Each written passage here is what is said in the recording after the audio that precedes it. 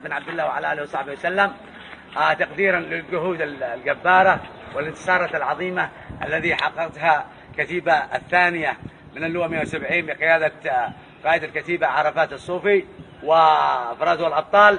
في الانتصار العظيم تقدم الأخ رئيس أركان اللواء العقيد حمزة حمود سعيد بدعم ولفتة كريمة للكتيبة بدعم 2 خزانات مياه من النوع الأصلي الشرق الأوسط مع البوز حقه مع النوع الكامل للأفراد المتواجدين فين في مستشفى الحمد، دعما لهم وإسنادا لهم وتقدير الشكر والتقدير.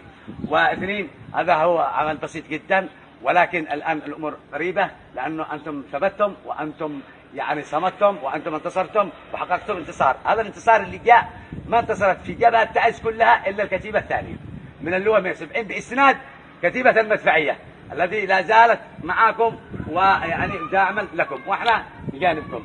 شكرا لكم وشكرا لدوركم الكبير. شكرا جزيلا للقيادة ولأركان حرب اللواء، وإن شاء الله مزيدا من التقدم والنصر إن شاء الله.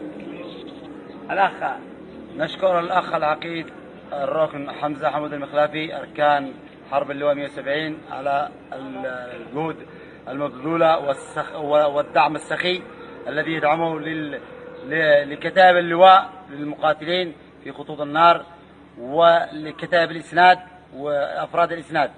له الشكر الجزيل منا من كتيبة المدفعية وكتيبة الثانية وكل كتائب اللواء، وشكرا جزيلا.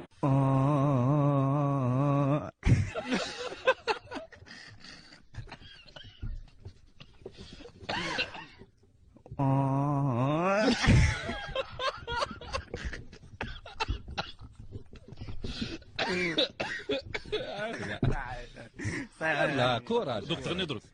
ايوه صح صح.